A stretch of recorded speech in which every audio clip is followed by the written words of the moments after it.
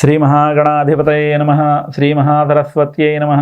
శ్రీ గురుభ్యో నమః. హరి ఓం. ఇప్పుడు మనకి ప్రస్తుతానికి మొన్న 6వ తేదీ నుంచి ఇప్పుడు రాబోయే 15వ తేదీ వరకు వారాహి నవరాత్రాలు, వీటిని గుప్త నవరాత్రాలు అంటారు.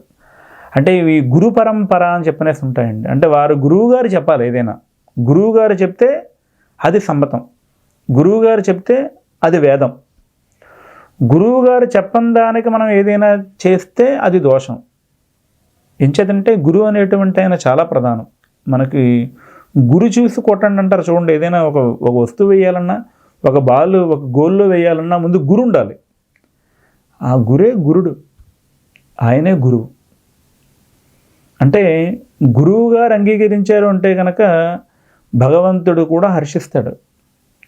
గురువుని ద్వేషించి, గురువుని విమర్శించి, గురువుని పక్కన పెట్టి మనం చేస్తే భగవంతుడు కూడా అనుగ్రహించడం కష్టం. సో గురు పరంపర చాలా ముఖ్యం.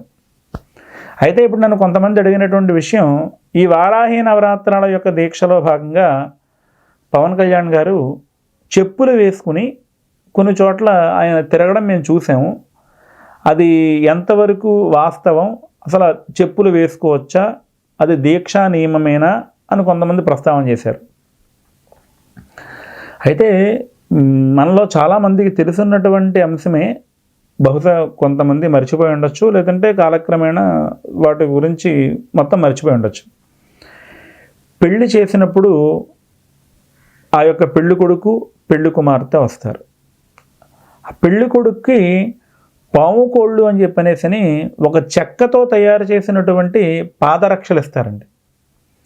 దేవాలయాల్లో కూడా ఉంటాయి అవి. అంటే వీటిని ఆ యొక్క పాదరక్షలు అనేటువంటివి వాటిని పాము కోడుతో తయారు చేసినటువంటివి అంటారు. ఉడ్డు అనమాట అండి. వాటితోనే మండపం దగ్గరికి రావడం, వాటితోనే అరుంధతి దర్శనం దగ్గరికి వెళ్ళడం, సప్త ప్రదక్షిణాలు, అదే ఆ యొక్క కాళ్ళు తొక్కేటప్పుడు 7 అడుగులు వేసినప్పుడు కూడా ఈ పాము కోళ్ళతో ప్రస్తావన చేయడం, ఈ పాము కోళ్ళతో తిరగడం కూడా సాంప్రదాయబద్ధంగా ఉంది. అంతెందుకు, ఊరేగింపు చేసినప్పుడు ఉత్సవమూర్తికి కూడా పాదరక్షలు అనేటువంటివి పల్లకీలో పెట్టి చేయిస్తారు. అంతేకాకుండా వశిష్ఠ మహర్షి వారు రామచంద్రమూర్తికి పట్టాభిషేకానికి ముహూర్తం పెడితే ఆయనకి వారి చిన్నమ్మ గారైనటువంటి కైకమ్మ గారి యొక్క కోరిక మేరకి ఆయన వనవాసానికి వెడితే ఆయనతో పాటుగా తమ్ముడు లక్ష్మణస్వామి, ఆయన భార్య సీతమ్మ తల్లి కూడా ఆయన కూడా వెంట పెడితే భరతుడు రామచంద్రమూర్తి యొక్క పాదరక్షలు తీసుకుని వాటిని అప్పటిదాకా పరిపాలన చేసిన దశరథ మహారాజు గారు పరిపాలన చేసిన సింహాసనం పైన రామచంద్రమూర్తి యొక్క పాదుకుల్ని పెట్టి ఆయన ఆ యొక్క రాజ్యాన్ని పరిపాలన చేశారు.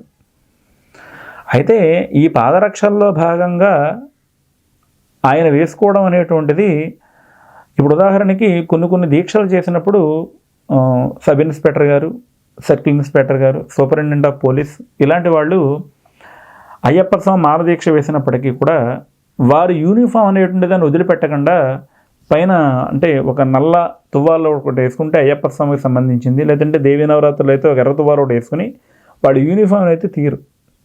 అంటే దీక్షలో భాగంగా వారి యొక్క అంశంలో భాగంగా మనం ఎన్ని తీసుకున్నప్పటికీ వారి యొక్క వృత్తే.